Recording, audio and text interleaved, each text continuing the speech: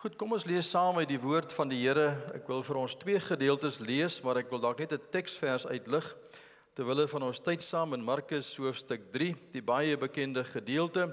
Ek sal weer daarna verwys so iewers in die week. Ek gaan van vanaand af elke aand by die diens net so ietsie sê oor een van die boeke wat ek geskryf het, en hierdie teksvers is die hartklop van die leef in kontak materiaal.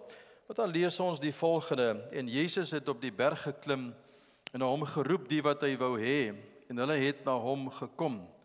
En hy het 12 aangestel, dan hierdie woordjies, sodat hulle saam met hom kon wees, en hy hulle uitstuur om te preek, magte en siekes te genees, en selfs ook om duiwels uit te dryf. Dan as ons blaai na Handelinge hoofstuk 4, die baie bekende gedeelte wat verwys na ou Petrus en Johannes, eintlik amper sê na Pinksterdag, eintlik 'n aangrypende hoofstuk om te lees, wat voor die Joodse Raad verskyn het, maar ek gaan die eerste paar versies los terwille van ons tyd saam, en net vers 13 vir ons lees. En toe hulle die vrymoedigheid van Petrus en Johannes sien, en verstaan dat hulle ongeleerde en eenvoudige mense was, manne was hulle verwonderd en het hulle as metgeselle van die Here Jesus erken. Nou kom ons lees net tot daar vanmôre uit die woord van ons liewe Here. So 'n klompie jaar gelede, om die waarheid te sê baie jare gelede, toe ek vir die heel eerste keer gereis het na Israel om te gaan stap in die voetspore van die Here Jesus, was ek so opgewonde gewees om te gaan tot daar waar Jesus was. Ek het al so 'n dag wat voordat ons vertrek het, my tas begin pak en begin klaarmaak en my goedjies bymekaar begin sit. Die laaste dag vir Oula so 'n lekker stortbad geneem en my hare gewas en my baard geskeer en my tande geborsel. Toe gryp ek my vlugkaartjie en toe vat my vrou my na die lughawe toe. En daar by die toonbank in Johannesburg het jou vliegkaartjie so inhandig. Dan tik die dametjie so 'n paar goed in die rekenaar, dan kom daar so 'n instapkaart uitgespoeg, 'n boarding pass wat ons vandag van praat, en dan kan jy nou deurgaan om te gaan sit in jou vliegtuig. Maar ek onthou, terwyl ek sit op daai vliegtuig van Johannesburg na Istanbul, was ek so opgewonde gewees. Ek kon net nie slaap nie. Want ek gaan môre stap daar waar die Here Jesus was, rondom die see van Galilea. Maar soos wat die nag nou verbygaan, hou ek maar die mense dop ook wat langs my sit en rondom my is, en ek sien almal gaan maar deur dieselfde oefening. Hulle skuif so 'n bietjie links en 'n bietjie regs op hulle sitplekke, en dis ongemaklik en jy kan nie slaap nie, en die hare begin staan later in verskillende rigtinge, en die oë raak so 'n bietjie rooi van die min slaap, en ek kan plek agterkom. Die ouens het nie almal gaan tande borsel nie, die klere raak so 'n bietjie gekrekel. Maar die volgende dag toe ons gestop het vroegmôre by Istanbul, het ek daar by die waskamer ingegaan en my hare sommer gewas daar by die ou wasbakkie. My baard geskeer, my tande geborsel en 'n ou teempie aangetrek, 'n bietjie vars goedjies aangespuit, en toe voel ek heelwat beter. Reg vir die volgende vlug tot by Tel Aviv. Hoekom noem ek dit vir u vanmôre? Want jy sien, elkeen van ons is op 'n reis saam met God.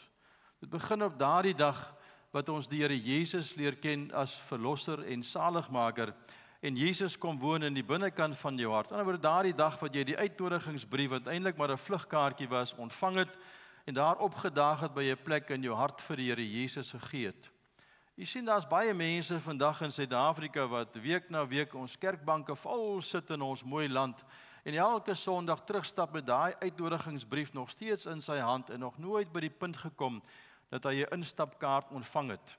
Dit waar daar Brunati vanmôre so mooi verwys het dat die Here Jesus opgestaan het en gevaar het na die hemel toe, en toe kom woon die Gees mos in 'n mens se hart. Het ons getuig daarvan dat ons sy kind is, dat ons weet omdat ons weet dat ons hemel toe gaan. Dan is daar van ons mense wat wel so instapkaart het, die onderpand van geloof, die Heilige Gees, wat getuig dat ons sy kind is, en dat jy weet dat jy hemel toe gaan as jy doodgaan.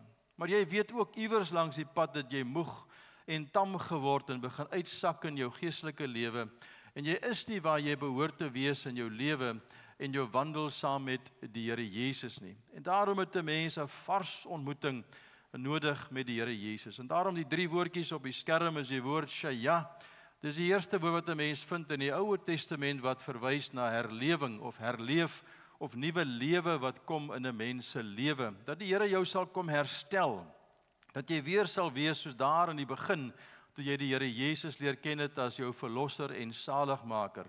En wanneer die Here mens terugbring en kom herstel, kom daar weer nuwe lewe, wat 'n varsheid bring in 'n mens se lewe. Dan kom 'n mens by die woordjie wat Paulus van skryf in die gemeente aan ou Timoteus, as hy praat van anotulo, wat verwys daar kom groei. Groei om soos Christus te wees in elke faset van 'n mens se lewe. Want jy weet, Christendom is nie wat ons word nie. Dit is nie wat ons weet nie, dit is wat ons word. Om soos die Here Jesus te wees. Jesus kyk vanmôre na elkeen van ons en al wat hy sien is net potensiaal. Nie om te weet wat die Bybel sê ons behoort te weet nie, maar om te word dit wat Jesus graag wil hê dat elkeen van ons sal wees en sal word in ons lewe. En daarom wil ek vanmôre afskop om met u te gesels oor hierdie wonderlike tema, dat wanneer die Here Jesus se mense hart vars kom aanraak, dan word ons weer herken as mense wat by die Here Jesus was. Dan so die res van die week wil ons stil staan by 'n paar momente en lesse wat ons kan leer uit koning Hizkia se lewe, wat ons van toepassing kan maak op dit wat ons nodig het in vandag se tyd om 'n lewe van oorwinning te kan leef, juis omdat die Gees van God gekom het. Ek wil met u gesels oor Petrus se lewe vanmôre, in die gedeelte wat ons saam gelees het. Maar veral Petrus voor Pinksterdag. U ken mos nou die baie bekende gedeeltes wat 'n mens kan gaan oplees in die skrif. Dan sien 'n mens maar Petrus se naam was geskryf in die boek van die lewe in Lukas hoofstuk 10 voor 20. Want Jesus sê mos, wees eerder bly dat jou naam opgeskryf is in die boek wat daar in die hemele is, want hulle was so opgewonde oor die goed wat besig was om te gebeur deur hulle lewe. Dan was daar die spesiale roeping gewees wat die Here vir hulle gehad het in Matteus hoofstuk 4 om sy volgelinge te word, sy disippels. En dan hierdie gedeelte by Markus hoofstuk 3 om by hom te wees, en so is daar verskeie roepinge wat Jesus vir sy disippels gehad het. Maar 'n mens ontdek dat ou Petrus was in die binnekring gewees saam met die Here Jesus. Daar was mos 12 disippels gewees, maar 3 van hulle, Petrus, Jakobus en Johannes, was in die binnekring gewees. Hulle het iets anders beleef van die Here Jesus as die ander disippels. Hulle het wonderwerk op wonderwerk gesien. Hulle het gesien hoe Jesus mense opwek vanuit die dood, hoe Jesus daar op die berg van verheerliking bid saam met sy Vader, en die stem wat praat vanuit die hemel en sê, maar dit is my geliefde seun, luister na hom. So een moment na die ander wat hulle beleef het en ervaar het, in die binnekring saam met Christus. En toe kom daar 'n moment wat Petrus vir Jesus sê, ek sal saam met u gaan, ek sal vir u volg, ek sal self saam met u sterwe. En Jesus sê vir hom, jy weet nie wat jy sê nie, want voordat die haan gaan kraai hier in Jerusalem, gaan jy verloon dat jy vir my ken. Dis presies ook wat gebeur het. Sy naam geskryf in die boek van die lewe, in die binnekring saam met Christus, wonderwerk op wonderwerk gesien vir 3 jaar terwyl hy saam met die Here Jesus stap, en tog is daar 'n moment wat hy vir Christus verloon het. Is dit nie waar nie? U sien, baie van ons is ook maar so. Ons getuig daarvan dat ons kind van die Here is en waarlik gered is en hemel toe gaan as ons eendag te sterwe kom, maar tog verloon ons die Here Jesus dag vir dag net bloot te kyk na die goed waarna ons selfs kyk op televisie, met vloektaal in en naaktheid en verskeie ander dinge, terwyl ons weet dat as Christus Jesus vandag saam met ons sou wees by die huis, dat sou ons na die goed nie eens gekyk het nie. En tog is ons al so ver weggedwaal van daardie standaard af van wat ons behoort te wees. Want wanneer die Heilige Gees kom, om in sy volheid as die Heilige Gees, wat hy is heilig, in jou hart kom woon, dan kan daar tog nie plek wees vir ander dinge wat jou hart kom vul in 'n tyd soos vandag nie. Maar ek wil graag met u gesels oor, ons het nou gehoor van Pinksterdag. Wat het op Pinksterdag gebeur? Die uitstorting van die Heilige Gees, en met u so 'n bietjie gesels oor ou Petrus. As 'n mens gaan kyk na sy lewe, dan ontdek 'n mens daar 16 dinge wat 'n mens duidelik sien in die boek van Handelinge hoofstuk 4 wat na vore kom in Petrus se lewe nadat die Here Jesus sy hart en sy lewe vars kom aanraak het. En as u my nou sal vergun, wil ek vanmôre met u oor so 'n paar van hierdie gedeeltes sommer net so 'n bietjie gesels as 'n mens gaan kyk na hierdie gedeelte. U sien, as 'n mens kyk in die heel eerste plek, het ek daar geskrywe om tyd te spandeer in die woord van God, om die Bybel te vat en te lees, dit jou eie te maak. Eendag het iemand vir hom, Willie Maree, die vraag gevra, gesê, Willie, maar hoe ken jy die Bybel so goed? Hy sê, ou kindjie, want ek lees hom. Maar jy sien, vir 3 jaar lank, sien 'n mens vir Petrus stap saam met die Here Jesus in die binnekring. Maar jy sien nooit dat Petrus moeite doen om die Bybel te lees in daardie gegewe oomblik, of selfs 'n teksvers te kwoteer of aan te haal, soos wat die Here Jesus dit gedoen het. In die boek van Matteus alleen het hy 76 keer gekwoteer vanuit die Ou Testament, tot by hierdie moment in vers 11.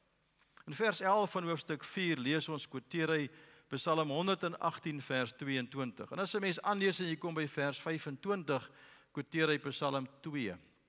Nou as ek nou vanmôre vir u sou vra, jy sien elkeen van ons het daarom iewers 'n ou teksversie wat ons baie van hou.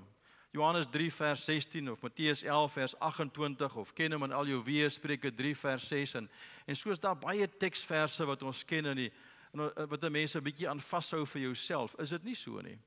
Jy sien Petrus word groot in omstandighede as 'n Griek, as 'n Joodse mannetjie met die naam van Bet-Shefer. Dis wanneer 'n mens leer in die sonnaskool die eerste 5 boeke van die Ou Testament. Hoofstuk, as 'n mens praat van ouderdom 6 tot 11 jaar, wat staan as die Torah bekend. Nou is baie Joodse kinders in Israel vandag wat daardie eerste 5 boeke van die Ou Testament in 'n groot mate gememoriseer het. Want dan as 'n mens daar deurgaan, dan kom 'n mens by die volgende Bybelskool of die sonnaskoolklas met die naam van Bet Midrash, hoofstuk, as jy 11 jaartjies oud is tot 15 jaar, dan gaan jy daar deur wat jy die res van die Ou Testament leer, wat 'n mens noem die Tanakh. En dan as 'n mens goed genoeg geag word jy bietjie opgelig, dan word jy deel van 'n Bybelskool die naam van Bet Talmud, om tot ouderdom 30, 32 jaar te gaan sit aan die voete van 'n rabbi. Maar Petrus was nie 'n student van 'n rabbi nie. Hy is huis toe gestuur, hy was 'n visserman, so hy was nie goed genoeg geag om in die laaste fase in te beweeg nie. Maar tog het hy daardie eerste paar jaar, moes hy ook die Ou Testament, die Torah en die Tanakh geleer het. En iewers langs die pad dit verloor het. Want selfs terwyl hy saam met Jesus gestap het, het 'n mens hom nooit sien Bybel lees en bid nie, tot in hierdie moment. Weet toe ek 'n kind was, sal nooit vergeet nie, het ons groot geraak in Carnarvon se omgewing.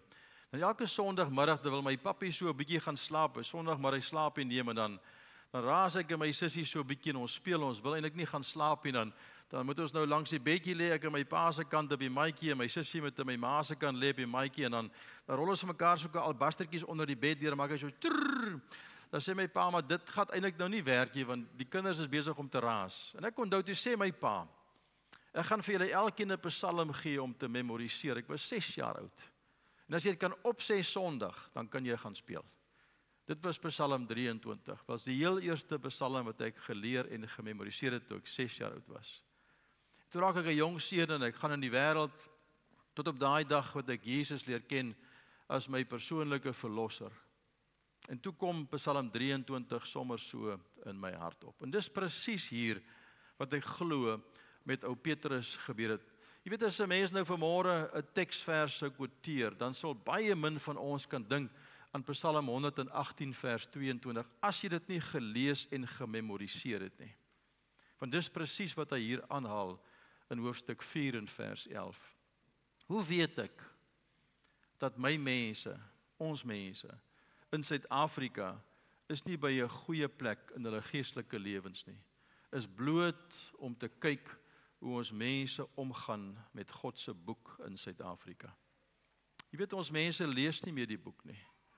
Baie mense kry maar 'n ou dagstukkie op sy selfoon of 'n teksvers wat hy lees, maar u weet nou vanmôre of u 'n man of 'n vrou is van die boek. Daar staan ons geskrywe, welgeluksalig is die man wat nie wandel in die raad van die goddelose, maar sy behaag vind in die wet van die Here, want hy oordink sy wet dag en nag. Nou u weet vanmôre reeds in jou eie hart of jy 'n man of 'n vrou is van hierdie boek. Maar wanneer ons dan hierdie boek lees, ervare mense in die tweede plek wat ek noem die krag van die woord. Want die Bybel is kragtig, is dit nie so nie? Jy weet, so 'n paar jaar gelede was ek besig om te preek daar by 'n konferensie oor herlewing in Ierland. Die laaste aand het ons van daar af gevlieg van Belfast af terug tot by Londen en toe van daar af na Suid-Afrika. Maar terwyl ek daar by Londen arriveer na die dienste verby is die dag, probeer ek kontak maak met my huisgesin in Suid-Afrika en ek kry nie kontak met hulle nie. Maar ek vlieg die aand van Londen af terug en ek land die volgende môre in Johannesburg. En toe hardloop my vrou en my kind na my toe in trane. Toe besef ek maar daar was 'n groot fout gewees. Jy sien, die vorige aand, terwyl ek hulle gebel het, was daar 3 manne wat ingebreek het in my huis in Suid-Afrika. En in daardie oomblik my vrou en my dogter rondgeslaan het by die huis met messe, met 'n wapen. 3 mense, onwettige immigrante van Zimbabwe wat ingebreek het en vir die volgende paar ure hulle besig gehou het en 4 uur die volgende môre is die polisie weg van ons huis af. Maar my vrou vertel vir my, sy sê, Frans, ek gee nie om wat die mense sê nie, maar wanneer jy preek oor die aspek van vrede in jou hart, wat vrees wegneem, dan is daar 'n teksvers wat sê, in Filippense 4 vers 6 wat so waar is, wat Jesus sê, wees oor niks bekommerd nie, maar in alles deur middel van gebed bekend word aan my en dat die vrede van God jou hart en jou sinne bewaar. As jy sê, toe daardie manne inbreek in ons huis, toe sê ek vir myself, vanaand is die aand wat ons gaan sterwe, maar ons is reg daarvoor. En toe sê sy kyk daai man in die oë en sy sê vir hom, meneer, sal net my tienerdogter aan my vasmaak. En hy vloek haar. En hy gaan haal van hierdie kabels wat daar rondgelê het en hy maak hulle vas met hulle hande agter die rug en druk hulle daar onder die koffietafeltjie en hy lig die rokkies op om hulle te verkrag. Maar in daardie oomblik skyn 'n kar se ligte deur middel van ons aan die buitekant op ons huis, toe hardloop hulle weg en toe kom die polisie om die hele ding te ondersoek tot die volgende môre. 'n Vriend van ons, sy naam was Philip, opgevat daar na ons hoofslaapkamer op soek na wapens en dwelms en geld en druk daai wapen teen sy bors vas en trek hy sneller en toe hak daai koel vas in die binnekant van die loop. Die volgende môre, toe lees ek in die koerant die beeld. 2 ou dames by die Engine Garage in Garsfontein, ook beroof, hande opgesteek, geroep tot die Here. En toe sê sy die volgende, toe sê sy, dis asof daar soos 'n miswolk gehang het oor die garage. En toe hardloop hulle weg, en toe kom hulle vry. Dis presies wat my vrou gesê het. Sy sê, ek kan dit nie vir jou beskryf nie. Maar terwyl ons daar lê, dis soos 'n wolkkolom wat gehang het oor die koffietafeltjie. Maar die vrede van God, wat in die binnekant van ons harte was, kan ek nie vir jou beskryf nie. Jy sien, wanneer 'n mens die woord lees, en jy begin dit bepeins, en jy bære daai teksvers in die binnekant van jou hart, begin staan 'n mens op die krag van die woord, as jy dit op die regte oomblik nodig het in 'n mens se lewe. Hoe weet ons, Petrus het dit ervaar? Hy het gebid op 'n stadium vir vrymoedigheid, en daar was vrymoedigheid om te gaan tuig. Gaan lees maar die hele hoofstuk 4 in die eie tyd, dis eintlik aangrypend. Maar die derde plek, sien ek duidelik hier, dat Petrus is 'n man wat skielik begin bid het.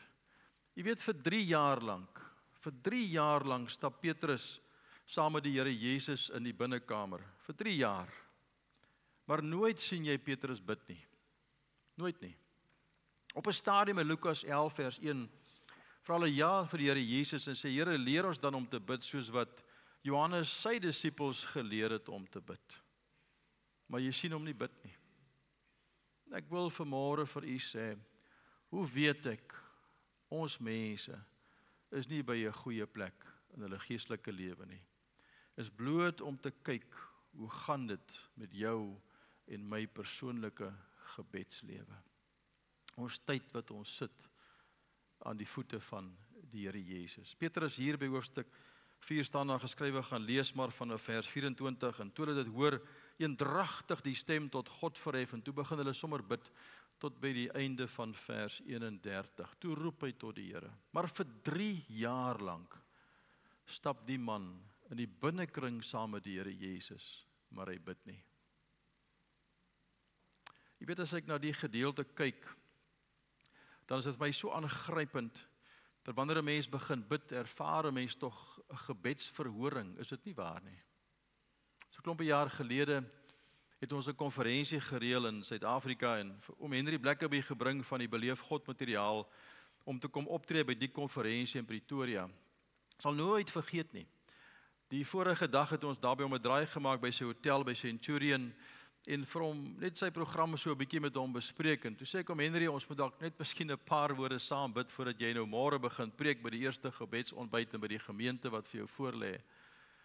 En toe sê hy vir my die volgende, hy sê, François, ons kan bid, ja, sê hy, maar jy moet weet, ek weet presies waar staan 'n man in sy verhouding met God, deur net te luister na sy gebed. Nou as iemand dit vir jou sê, om Henry, die groot godsman, dan verloor 'n mens jou lus om te bid sommer heeltemal, is dit nie? En daar staan 'n man langs my, sy naam is Charles. Ek skud hom so met die elleboog in die ribbekas. Ek sê, Charles, sê net vir ons afsluit met gebed asseblief. En Charles is lang stil. Toe bid hy so 'n kort gebedjie. En ons is daar weg en ons kom daar by die huisbak en ons is op pad onder toe en hy sê, Frans, I almost died inside there. Daai man het nou net gesê, en toe vra jy my om te bid. Die aand sit ons in 'n steakhouse in Centurion, ons eet lekker steak. Om Henry stap na Charles toe, hy vat hom so in die boarm. Hy sê, Charles, you are a very good man. Hy sê, thank you, sir. Hy sê, weet jy hoekom sê ek dit vir jou? Hy sê, nee. Hy sê, want vanmiddag toe jy gebid het, was jy eerlik geweest met jouself en met God. Eerlik. Kom ons wees eerlik met onsself vandag. Gebed het skaars geword in Suid-Afrika, is dit nie waar nie? Ons binnekamers is leeg vroeg in die môre. Huisgodsdiens bestaan nie meer nie. Die weeklikse bid hier by die kerk het leeg geloop. Ek verstaan baie van ons mense is besig met projekte en reis rond en vlieg die wêreld vol en tree op. En dis hoekom baie nie by die bidure kan opdaag nie, maar dit is nie so nie. Vroeër jare was dit nie so gewees nie. Iewers langs die pad het ons dit begin verloor. En nou bid ons selfs vir herlewing. Dan vra ons dat die Here vir ons 'n quick fix sal gee in ons land, wat nie sal kom nie. Weet as 'n mens na Salomo se lewe gaan kyk en hy bid daar die 2 Kronieke hoofstuk 7 gedeelte, die baie bekende gedeelte. Hy vra dit as my volk, daai teks, u ken dit mos. Maar as 'n mens na sy lewe gaan kyk en jy begin by 1 Konings hoofstuk 3, ontdek jy daar was 25 dinge in sy lewe in plek gewees voordat hy dit gebid het. Heel eerste praat van intimiteit met God. En Salomo het God lief gehad deur te wandel in die insettinge van sy vader Dawid. Met ander woorde, 'n liefdesverhouding wat sigbaar word in die lees en die tyd wat ons spandeer in die woord van die Here, wat skaars geword het. En so kan ons deur al die punte gaan, tot ons kom by die gebed vir herlewing. Ek weet niks van u vanmôre nie. Ek het nie eers geweet van 'n mens se lewe en impak op Nati, toe hy 'n jong man was nie, maar vroeër jare in Pretoria. Maar ek wil vanmôre vir u sê, ek kom in baie gemeentes in Suid-Afrika en in die wêreld daar buitekant. Ek slaap in baie mense se huise. Soms is dit nodig om in 'n gastehuis te beland ter wille van bietjie privaatheid en om te rus, maar daar is soveel plekke in ons land by wie ek uitkom. Ons mense bid nie meer nie. Die Bybel lê daar. Ons weet baie van 'n remote control. Ons verstaan alles van die kanale van DStv en Netflix en Apple TV en Amazon Prime en so kan ons dit alles uitlig. Maar om daar by die plek te kom en te kan opkyk en 'n ontmoeting met God te hê wat in beheer is van 'n mens se lewe, dit bestaan nie meer nie. Dit is asof ons dit iewers langs die pad verloor het. Ek moet seker begin haas, my tyd is amper verby. Maar jy weet as 'n mens kyk, dan sien 'n mens Petrus het met vrymoedigheid getuig. Daar's 'n paar tekste uitgelig vir die vers 13, vers 19, vers 29. As 'n mens gaan kyk dat voor Pinksterdag was hy vol bravade geweest dat hy saam met Jesus sal gaan. En dan lees ons in Matteus hoofstuk 26 'n aangrypende gedeelte. Daardie aand daar in Jerusalem by Caiaphas se huis. Kom staan daar so 'n ou klein diensmeisietjie by hom. En sy sê vir hom, maar jy is ook 'n volgeling van die Here Jesus. En hy sê, maar ek sweer ek ken nie die man nie. Toe sê sy, maar jy is, van jou spraak verraai dat jy soos hy praat. En toe verloon hy Christus. Vol bravade. Ons lag maar saam vir 'n veilige grap so nou en dan by die werk, is dit nie? Weet daar's groepies, hierdie WhatsApp groepies, nou die dag daar in Port Elizabeth by 'n gemeente opgetree. En ek sal liewer nie die agtergrond vertel van dit wat normaalweg plaasvind as ek daar gaan preek by die spesifieke gemeente wat Jy sien, daar's 'n sakeman wat my vlugkaartjie betaal, want hy vra gereeld vir die gemeente, wanneer kom daai mannetjie weer vir ons preek, ek sal sy vlugkaartjie betaal. En dan vat hy my 'n bietjie aan die Olifantpark toe, en dan vertel hy my van al hierdie groepies waarop hulle is, en dan lees hy vir my van daai goed met vloektaal in, en dis onder die beld, en dis skurf, is dit nie waar nie? Dis waar ons mense is.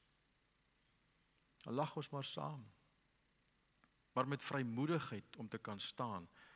Toe die mense ontdek dat Petrus was ongeleerd en ongeletterd, maar hulle die vrymoedigheid sien, het hulle gesê met die manne was by die Here Jesus. Toe hulle gebid het, is die plek geskud, het die woord van God met vrymoedigheid getuig. Ons het ons vrymoedigheid, dink ek, begin verloor in Suid-Afrika. Ons maak maar kompromie, ons lag maar saam, ons stap die pad maar saam, is dit nie so nie? Vrymoedigheid. Daar in Brighton in Engeland, by 'n konferensie gepreek, en so tussen die twee dienste deur, het ek eentjie gaan stap met 'n paar traktaatjies in my hand. Voetjie op van Diana, een van die Titanic, en dan stap ek so na die mense wat vir my verbykom, dan stop ek hulle. Gee ek 'n traktaatjie om te lees, en vat die ou, kyk, vrommel hom op, en gooi op die grond, en spoeg, en dan buk ek maar, tel ek hom maar op, en dan vryf ek hom bietjie oop, en dan gaan ek na die volgende persoon toe. Want jy sien, elke persoon het die potensiaal om vir Jesus te leer ken. Maar ons doen dit nie meer nie. Ons stap maar saam, is dit nie? Ons maak maar kompromie. Maar Petrus sê, selfs voor Pinksterdag, ek sal saam met u gaan. Ek sweer, ek sal saam met u gaan. En dan verloon hy hom tot Pinksterdag. Die inblaas van die Gees wat ons vanmôre so mooi van gehoor het, toe Natie daaroor gepraat het. Maar ek moet seker begin afsluit, my tyd is verby. Ek wil 'n laaste gedagte met u deel, wat in my hart is, punt 16, vers 33. U kan gerus die ander puntjies gaan bestudeer in die eie tyd as u sou wil. Hierdie hoofstuk is so vol van diepte. Maar vers 33 staan daar geskrywe, die volgende: het met groot krag het die apostels getuienisse gegee van die opstanding van die Here Jesus, en groot genade was oor almal. Waarvan praat dit? In Johannes hoofstuk 1 staan daar geskrywe, as hy praat van die Here Jesus, is genade. Maar die genade beteken om iets te gee vir iemand wat iemand nie iets verdien nie. Om genade te gee is om vir jou te gee wat jy nie verdien nie. En heel dikwels gaan dit oor vergifnis. En daar was vergifnis vir almal gewees, en genade om vry te spreek en te gee wat mense nie verdien nie. Vergifnis. Hoe weet ek dat ons mense worstel met die Here in hulle wandeling saam met hom, sit op daardie hemelse vliegtuig op pad iewers heen, maar is nie waar hulle behoort te wees nie? As hulle worstel met vergifnis en vryspraak, met bitterheid in die hart en onvergewensgesindheid. Nie ver hier van u af nie, 1 jaar 'n reeks dienste gepreek, daarmee na die Bredasdorpse omgewing. Sondagmôre kom staan daar 'n vroutjie voor my, toe sê sy, dominee, vanmôre het God met my gepraat, en gesê ek moet my pappie vergewe. Ek sê, leef jou pappie nog? Nee, sê sy, lankal oorlede. Wat het hy gemaak? Hy het my dogter gemolesteer in die huis. En vanoggend het die Here gesê ek moet hom vergewe. Toe bid ons nou saam. Dis maklik, want jy sien, sy sê haar pa is al 'n paar jaar terug oorlede. Maar toe sê sy die volgende, maar my mammy leef nog. En sy het al die jare geweet wat my pa gedoen het, en sy het niks gesê of gedoen nie. Ek sê, leef jou ma nog? Ja, sê sy. Ek sê, waar is sy vandag? In die ouete huis. Ek sê, sal jy ook jou mammy vergewe vandag? Ja, sê sy. Ek sê, maar sal jy haar so vergewe met die mond, dat jou hart haar sal vryspreek? Dat jy in jou kar sal klim, en gaan haal haar by die ouete huis, en vat haar daar na die koffieshop toe, en gaan koop vir haar 'n lekker ou cappuccinootjie en 'n stukkie melktert of 'n kaaskoek. Sy sê, maar ek kan dit nie doen nie. Sê ek, maar dan kan jy nie vergewe nie. Vryspraak. Luister maar na die gesprekke van ons mense in Suid-Afrika. die vingers wat ons wys, die kritiek wat ons gee, die sleg praat, die verlustiging in ander mense se probleme as hulle swaar kry. Ek het jou mos gesê. Maar Jesus sê, wanneer daar 'n vrede kom in jou hart en 'n varsheid, kom daar genade. Nie maar net vir jou nie, maar vir almal wat rondom jou is. Aan die Vrystaat by 'n gemeente opgetree, 2 predikante gehad. Sondagmôre staan dominee voor my en hy sê die Here het vanmôre vir my gesê, terwyl jy gepreek het, ek sal altyd onthou Matteus 21 boodskap hê. Ek moet my oom vergewe. Ek sê, wat het hy gemaak? Hy sê het my pa van sy plaas besteel. Daar's 'n wrok in my hart teenoor hierdie man. Ek sê maar kom ons bel jou oom sommer nou, dan sê jy vanmôre vir jou oom dat jy vergewe hom, want God het vanmôre met jou kom praat. Hy sê, kan ek vir hom 'n brief skryf? Ek sê ja. Kom ons gaan pastorie toe, dan skryf jy gou vir hom die brief. Hy sê nee, kan ek dit vanaand skryf? Ek sê dis goed vanaand. Sondag aand gepreek, ek sê jy die brief geskryf? Hy sê nee. Ek sê kom ek gaan saam met jou, dan skryf ons saam die brief. Hy sê nee, ek sal hom skryf. Maandag het gekom, Dinsdag het gekom, Woensdag het gekom. Donderdag aand staan ek voor hom te sê, ek dominee, is my laaste diens vanaand. Hiervoor staan geskrywe, so sê die Here. Jy is nie reg om dit Sondag vir die gemeente te sê nie, want jy is nie reg met God nie. Maar ek gaan nou huis toe. Daai kerk het leeggeloop van 2 dominees na 1 predikant na geen predikant. Ek wonder wat sal gebeur in Suid-Afrika, terwyl ons wagtend en bidend is vir herlewing. As mense begin skoonmaak en begin genade gee. Nou ek weet niks van u vanmôre nie. Ek ken nie u verhouding met God nie, maar ek weet iewers langs die pad gebeur daar goed in 'n mens se lewe. Wat 'n mens nie is waar jy behoort te wees nie. Mens raak moeg en tam en sak so 'n bietjie uit. Al sit jy op daai hemelse vliegtuig as kind van die Here met 'n getuienis in die hart. Maar jy weet vanmôre, jy is nie waar jy behoort te wees nie.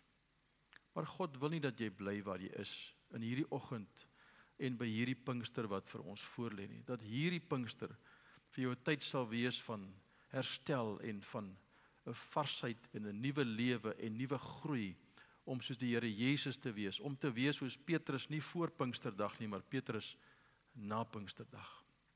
Onverskrokke te staan, op te staan in Jerusalem om te getuig van die wonder van Christus. En alles begin by 'n varsheid van die Here Jesus. So ek wonder of u my sal toelaat om vir u te vra vanmôre. Petrus voor Pinksterdag of Petrus na Pinksterdag. U sien baie van ons getuig dat ons kind van God is.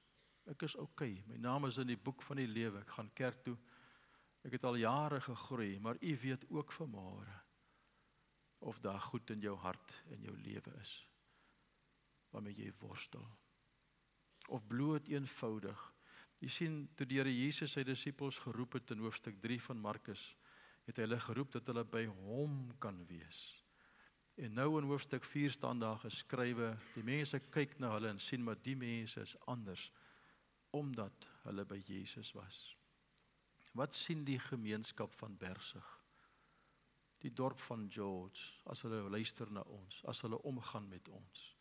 Ongeletterde mense wat by Christus was, of moet ons vir mekaar vanmôre sê, mense wat biddeloos geword het, mense wat worstel met bitterheid, vergewensgesindheid, ongehoorsaamheid aan die Here, is nie waar ons behoort te wees nie. Iewers langs die pad 'n bietjie begin uitsak omdat ons moeg en tam geword het.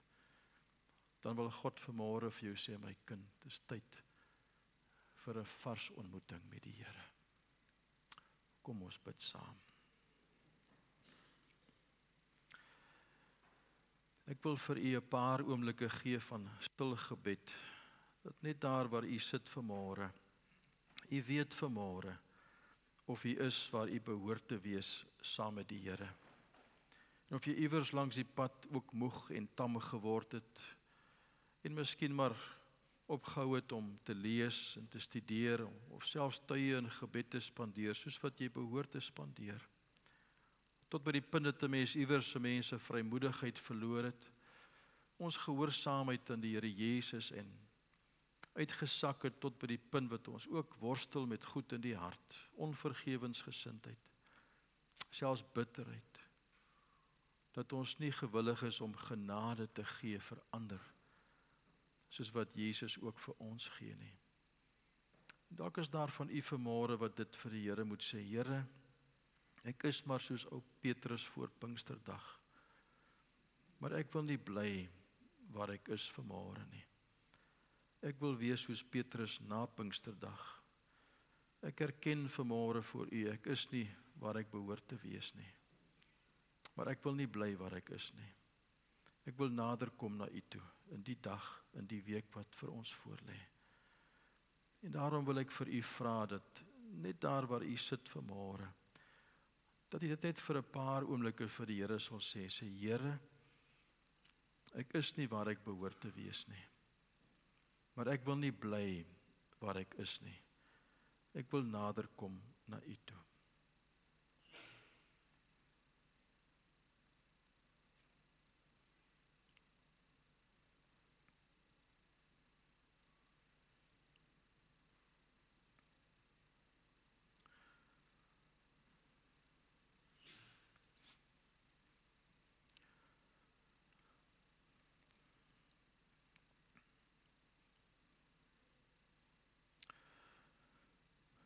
Ek wil afsluit met gebed om vir u te bid vanmôre. En ek wil vir u vra, terwyl ons oë so gesluit is voor die Here. As jy weet dat jy is nie waar jy behoort te wees nie, en iewers langs die pad het jy 'n bietjie tam en moeg geword en begin uitsak in jou geestelike lewe. Maar jy wil nie bly waar jy is nie. Jy wil nader kom na Christus en jy wil 'n stap in die geloof neem nader na hom toe. Dan wil ek vir jou vra vanmôre of jy net vir 'n paar oomblikke sal opstaan. Nie ter wille van my nie, maar om vir die Here Jesus te sê, Here, ek wil nie bly waar ek is in die Pinkster nie. Ek wil my volle potensiaal bereik. Ek wil soos ou Petrus wees na Pinksterdag, wat myself versadig in u woord en u teenwoordigheid in gebed. En ek wil gewillig wees om te kan vergewe en te kan gaan, ongeag wat u vir my vra. Ek erken vanmôre, ek is nie waar ek behoort te wees nie. Ek bely dit voor u, en ek vra dat u ook vanmôre opnuut my hart sal kom aanraak met 'n varsheid, en my sal kom herstel, en vir my nuwe lewe en groei sal gee, nader na u toe. En as jy dit vir die Here wil sê, dan wil ek vir u vra om 'n paar oomblikke regop te staan.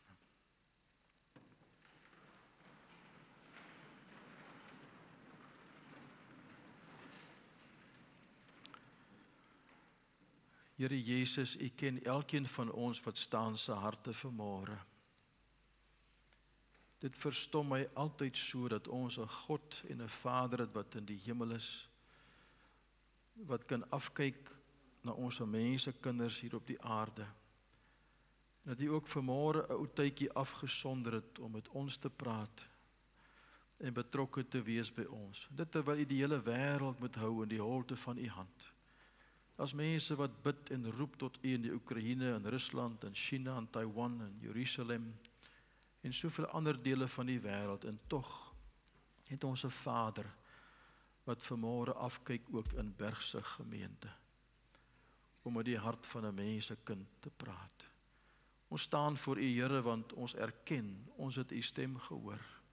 Ons erken, ons is nie waar ons behoort te wees nie, en ons bely dit voor u vanmôre. En ons vra dat u ons sal vergewe daarvoor. En kom herstel vir ons, Here. En kom gee vir ons 'n varsheid en 'n nuwe lewe, met 'n behoefte in die hart om te groei, om meer en meer soos die Here Jesus te wees en te word, in elke faset van ons lewe. Help vir ons in die paar dae, Here, u weet wat ons worsteling is, en wat is die rede hoekom ons staan. As daar 'n derde party is, dat ons sal gaan regmaak in die dag. En ons skies sal gaan vra. Dankie dat ek kan bid vir elkeen wat staan, en vir u vra, Here, koester elkeen, hou in die holte van u hand, trek hulle nader na u toe. en leer vir ons wat dit is om in 'n tyd soos vandag, soos ou Petrus te wees na Pinksterdag en te leef in die volheid en in die wonder van die Gees wat gekom het, om vir elkeen van ons in staat te stel om die Christelike lewe te kan leef in oorwinning, juis in 'n tyd soos vandag. Dankie vir elkeen wat staan, Here. Gaan voort met ons in die paar dae. Kyk diep in ons harte, trek ons nader na U toe. En mag dit die begin wees van iets baie moois en spesiaals vir elkeen van ons. En mag dit vir U behaag om U te verheerlik in ons midde en deur ons 'n kanaal te vind waardeur U Gees kan vloei en kan werk. En ons dankie daarvoor in Jesus naam. Amen. U kan maar sit.